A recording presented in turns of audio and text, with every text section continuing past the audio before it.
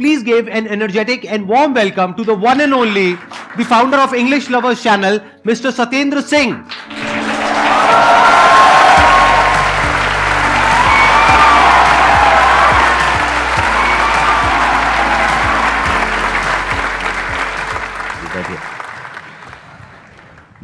Is it real or is it still a dream that I am? तो हाथ मिलाओ ना. सर को देख के वैसे मुझे अभी समझ नहीं आ रहा कि मैं बोल क्या रहा हूँ, मैं कहाँ बैठा हूँ. पूरा ब्लैंक हुआ पड़ा है सीरियसली, क्योंकि यकीन कर पाना बड़ा मुश्किल है. शायद आप लोगों की भी वही फीलिंग हो रही है. और एक बात और, जब स्टेज के आप उस तरफ बैठे हो तो फीलिंग शायद 50% है. यहाँ पर आ जाओगे ना, आधे आप में से शायद बेहोश हो जाएंगे.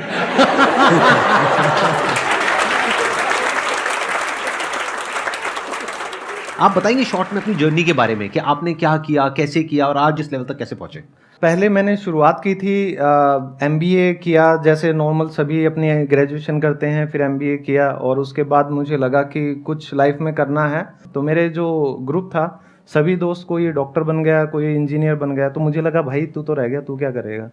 तो उस टाइम पे मैंने इंग्लिश का सहारा लिया. आप रहने वाले कहाँ के हैं? सर भिवानी हरियाणा से. भिवानी हरियाणा से. तो उसके बाद फिर मैंने स्पोकन इंग्लिश का वहाँ देखा, तो कोई ऐसा माहौल हमारे वहाँ पे नहीं था.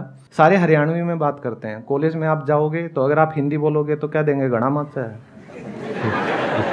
बोला अंग्रेज चले गए, बोला तन्ना छोड़ गए.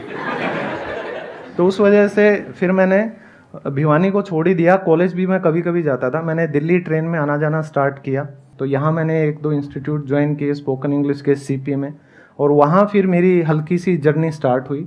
और उस दौरान मेरा ये था कि यार इंग्लिश तुझे आती है नहीं आती, आपको सेल्फ बिलीफ नहीं हो पाता ना कि मेरी अच्छी कितनी है. तो उसके लिए आपको कोई पैरामीटर चाहिए होता है, कुछ टेस्ट करना होता है. तो उस टाइम पे नया नया 2005 या 6 की मैं बात कर रहा हूँ, मैं बहुत बूढ़ा हूँ. तो कितने हो वैसे, क्या एज है आपकी? सर मेरी 37 है. अभी नवंबर में 38 का मैं हूँ. मेरे से कम बूढ़े हो. सर आप तो अगले 50 साल भी बूढ़े नहीं होने वाले.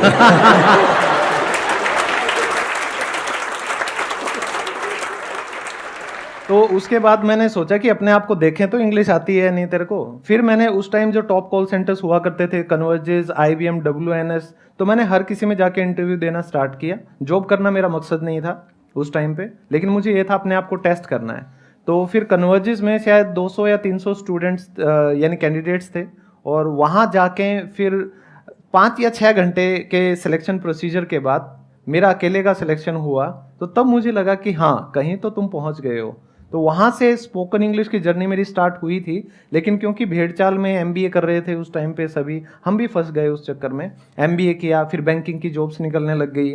तो बड़े भाई ने और मैंने बैंकिंग के लिए अप्लाई किया. हम दोनों स्टेट बैंक ऑफ इंडिया में गवर्नमेंट जॉब लग गए, पेंशन वाली थी. तो क्या चाहिए, घर पे धड़ाधड़ रिश्ते आने लगे तो बस खुल के कुप्पा हो जाते हैं. ठीक है. और आपने कितने साल तक करी वो जॉब? 5.5 साल सर. 5.5 साल तक आपने वहां पे जॉब करी? हाँ जी. फिर ऐसा क्या हुआ आपकी लाइफ में कि आपने इतना बड़ा डिसीजन लिया कि उस जॉब को छोड़ करके अपना ये पाथ चुना? मतलब ऐसा क्या हो गया? सर सबसे बड़ी त्रासदी या सबसे बड़ी घटना आप कह सकते हैं, मेरी शादी हो गई थी.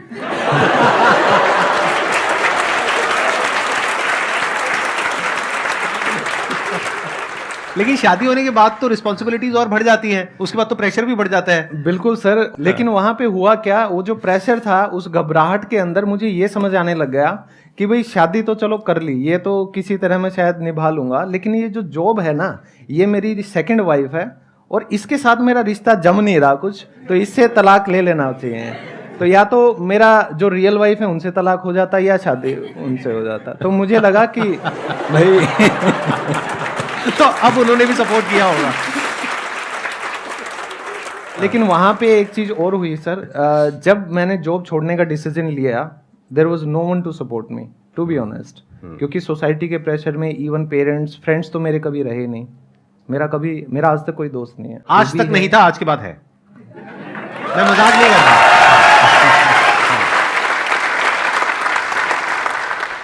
तो फिर मैंने जॉब तो छोड़ दिया, और हर कोई आपका मजाक उड़ाता था कि यार बैंक में मैनेजर होता, ठीक है, पेंशन होती. तो आते जाते लोग ताने मार के जाते थे. कोई भी घर में आता था, हर कोई टोंट मारता था, बोला क्या कर लिया.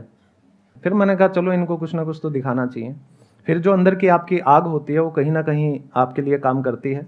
फिर मैंने 10 साल बाद दोबारा पढ़ाई शुरू की, मैंने बीएड कंप्लीट किया, फिर मैंने एमए इंग्लिश किया और एमए इंग्लिश में मुझे यूनिवर्सिटी में गोल्ड मेडल मिला, मैंने यूनिवर्सिटी टॉप की।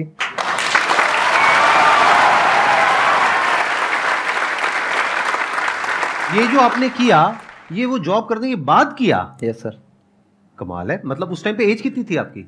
मेरी एज अभी ये 3 साल पहले की बात है सर। तो तब आई थिंक आप सबसे सीनियर हो गए अपने वहां पे? मैं तो कॉलेज में सबसे बूढ़ा मैं ही था। सबसे बूढ़े आप ही थे।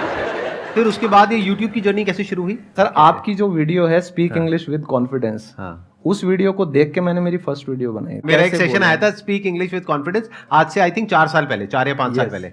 तो अच्छा। मेरा चैनल बना है 2 साल पहले। अरे वाह, क्या बात है। और 2 साल में अच्छी तरक्की करी आपने, मानना हाँ जी। पड़ेगा। अब आपके जो भी क्वेश्चंस हैं इंग्लिश स्पीकिंग से रिलेटेड, या जो भी जो हेजिटेशन होती है इंग्लिश बोलने में, वो आप इनसे पूछ सकते हैं। गुड मॉर्निंग सर, मैं ना बेसिकली झारखंड से हूँ। यहाँ मैं डीयू की स्टूडेंट हूँ, एलएसआर की। तो मैं यहाँ आई हूँ, तो मैंने ये डिफरेंस देखा है ना कि वहाँ से और यहाँ में, यहाँ पे ऑलमोस्ट सभी लोग इंग्लिश ही बोलते हैं।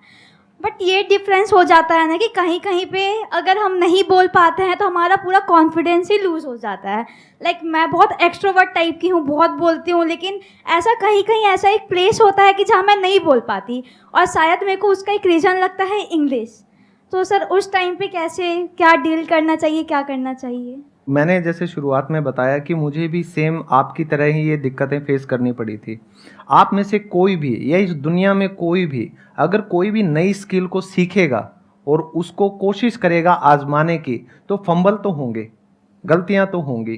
तो आपको ये सोचना है कि आपका मेन टारगेट क्या है, मेन गोल क्या है। उस रास्ते में हर्डल आएंगे, वो हर्डल हमारी ज़िंदगी में होते हैं जो अनचाहे दोस्त, ठीक है, और मैं उन्हें दोस्त नहीं कहता, मोस्टली आज के दिन दोस्ती के नाम पर टाइम पास चल रहा है।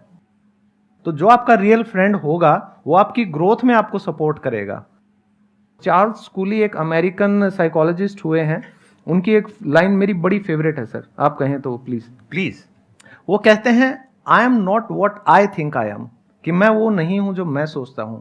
I am not what you think I am, मैं वो भी नहीं हूं जो आप सोचते हो कि मैं हूं। I am what I think you think I am, कि मैं वो हूं जो मुझे लगता है कि आप मेरे बारे में सोचते हो। तो हम हमेशा हमारी एक इमेज कैरी करके चलते हैं।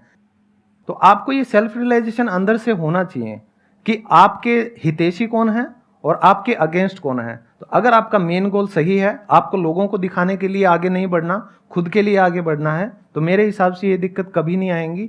और आप अपनी बस जर्नी कंटिन्यू रखो, consistency is important. There are lot of places जहां पर के आप जा करके इंग्लिश सीख सकते हैं, जहां पर और भी लोग आ रहे हैं सीखने के लिए। उसमें कुछ बहुत महंगे भी हैं, कुछ सस्ते भी हैं। तो इसलिए नहीं जा रहे आप इंग्लिश सीखने के लिए, क्योंकि वो तो आप यूट्यूब पर भी सीख सकते हैं, वहां पर आप जा रहे हैं प्रैक्टिस करने के लिए। तो वहां पे आप अपना सर्कल बना सकते हैं। अगर क्लास में मानो 20 बच्चे हैं, उसमें हर तरह के होंगे, कुछ की एज ज्यादा होगी, कुछ की कम होगी, और कुछ ऐसे भी होंगे जिनकी जो इंग्लिश है और जो एक्सेंट है वो आपसे भी 100 गुना खराब है। तो अगर आप उनको थोड़ा सा हेल्प करें तो आपका कॉन्फिडेंस अपने आप बढ़ जाएगा। देखो, कॉन्फिडेंस को बढ़ाने के 2 तरीके होते हैं। या तो अपने आप को ऐसा बना लो कि आपके अंदर किसी का कोई डर ही ना हो, सामने कोई भी आ जाए, कितने भी आ जाए, कोई फर्क ही ना पड़े, ये एक तरीका होता है। दूसरा होता है किसी ऐसे सर्कल में चले जाओ जहां पर के बोलते नहीं है अंधों में काना राजा, वहां भी बड़ा कॉन्फिडेंट फील होता है। सही बता रहा हूं आपको कि मतलब अगर एक बड़े तालाब में छोटी मछली होने से अच्छा है छोटे तालाब में बड़ी मछली हो जाओ। ये भी एक तरीका है कॉन्फिडेंस को बढ़ाने का। तो ऐसी किसी जगह पे चले जाओ जहां पर के वो आपको टीचर का दर्जा दे दे, जैसे टीचर जाए, अरे ये तो ऐसी भी जगह होती है। क्योंकि अगर आप ऐसे लोगों के बीच में रहोगे जो बचपन से इंग्लिश बोल रहे हैं, तो आपका कॉन्फिडेंस और कम हो जाएगा। एकदम से तो आप ओवरनाइट तो उनके लेवल पे नहीं आ सकते। बिल्कुल ऐसा है जैसे किसी को क्रिकेट खेलना है, अब मुझे खेलना है, अब मैं जा करके किसी टॉप प्लेयर के साथ में खेलने लग जाऊं, तो मेरा जो बचा खुचा कॉन्फिडेंस है वो भी खत्म हो जाएगा 4 दिन में। बिल्कुल। अब मैं अगर चला जाऊं वहां पे पार्क में बच्चों के और हर बॉल पे छक्का, अरे भाई तो समझे कॉन्फिडेंस तो बढ़ ही गया ना। तो इस तरह से आप थोड़ा दिमाग से अगर चलोगे, थोड़ा अगर अपने माइंड को यूज करोगे सही डायरेक्शन में, तो there are lot of options which are there. Yeah, I have 2 questions. First on English and second on your life journey. So first question is like the accent on English is also most important. So how to improve that accent? And second question is like in everyone's life there comes as you said deep moments, right? And you said how you deal with.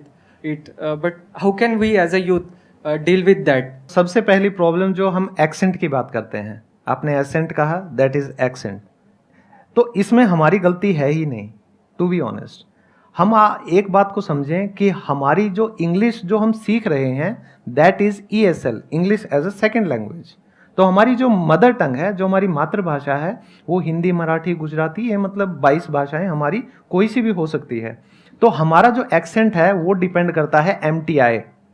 तो MTI होता है mother tongue influence. तो मान लो अगर मैं हरियाणा से हूँ, तो अगर मैं कहता हूँ अरे भाई देखेंगे अंग्रेजी सीख ली जाएगी तो सीख ली जाएगी ना, आप इन बेरा कोई फर्क नहीं पड़ता हमारा, ठीक है, बोला घने अंग्रेज आयर चले गया, हमने कोई ना सिखा पाया। तो अगर मैं मेरी यही टोन कंटिन्यू रखूं तो जो मेरा गला है, जो वोकल कॉर्ड्स हैं, वो उसी के अकॉर्डिंग सेट हो जाते हैं। तो मैंने इस बात को कुछ ज़्यादा ही सीरियसली ले लिया। तो मेरे आस पड़ोस वाले सारे मेरा मजाक बनाते थे हिंदी में बात करके, देख आ गया अब ये हिंदी में बात करेगा। मैंने कहा, चलो कोई बात नहीं। लेकिन जब मैंने इंग्लिश को सीखा और फिर मैंने फ़ोन करके उनके इंटरव्यू लेने शुरू किए ना, और जो हड़काया उनको HR मैनेजर बन के, बड़ा मज़ा आया, कसम से बड़ा मज़ा आया। मैं लताड़ता था, मैंने कहा no you don't deserve it, you don't deserve it.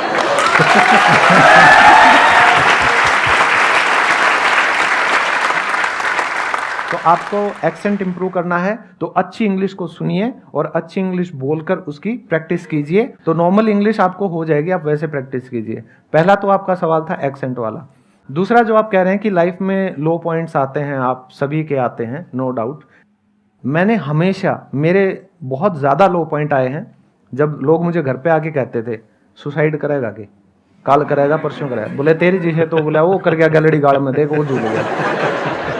ऐसे कौन बोलता है? बोलते हैं सच में? मतलब ये कौन है? ये दोस्त है या रिश्तेदार है? कौन सर है? ये जैसे कॉलेज में एक दोस्त था मेरा, तो मतलब कहीं ना कहीं, लेकिन वो लोग सच्चे हितैषी हैं आपके, ये बात भी ध्यान रखना। मैंने हमेशा उन लोगों को बहुत पॉजिटिवली लिया है और ऐसे लोग आपके आसपास होने ही चाहिए। तो जब आपका लो पॉइंट आता है उसको आप एज एन अपॉर्चुनिटी लो, ठीक है, कि आप क्या क्या कर सकते हो, कि अब आप जीरो हो गए, अरे अब तो आपके पास ऑप्शंस भरे पड़े हैं, अब तो खोने के लिए कुछ भी नहीं है, कुछ भी नहीं है। अब तो मैं ये भी कर सकता हूँ, वो भी कर सकता हूँ। तो लो पॉइंट कभी भी आए ये तो सोचो ही मत कि यार सब कुछ खत्म हो गया। कई मतलब यंगस्टर्स लग जाते हैं, मतलब गलत डायरेक्शन में चले जाएंगे कि यार हमारा कोई नहीं है, अकेले दुनिया में भाई कुछ नहीं दरिया इस धरती पे, यार पी का पड़ जाओ। उससे कुछ नहीं होगा। Sir, my name is Gautam, and actually, sir, I am a stammering person. But sir, in Hindi, my stammering sometimes low, but in English very high. Second, ये कि sir, before 2 year, एक सर ने मुझे बोला था कि 20 साल के बाद कोई भी इंग्लिश अच्छे से नहीं बोल पाता। तो ये मेरे मन में अभी तक उनका है।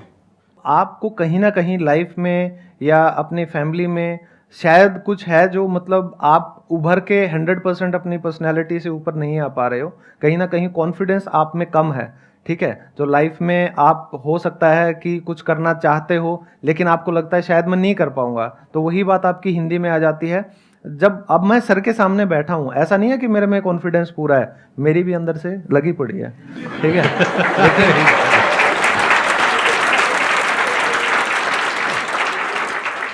आई थिंक मैं यहाँ पे थोड़ा सा ऐड करूंगा, ये जो बात ये बोल रहे हैं ना, इन्हीं के क्वेश्चन में इनका जवाब है।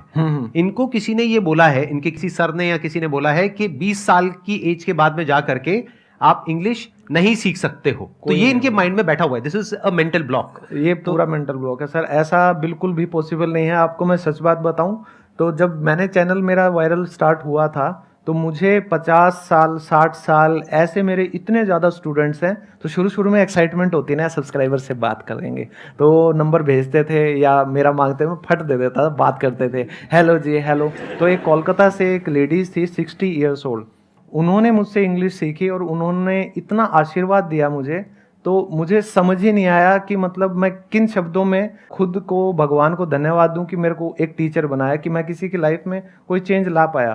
तो आपका ये जो मेंटल ब्लॉक है ये बिल्कुल गलत है।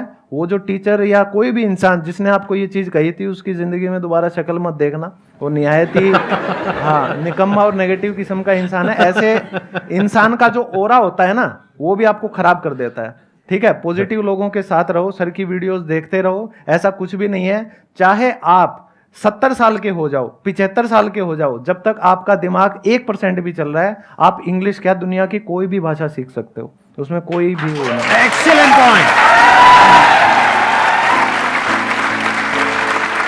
थैंक यू सो मच जी, थैंक यू सो मच।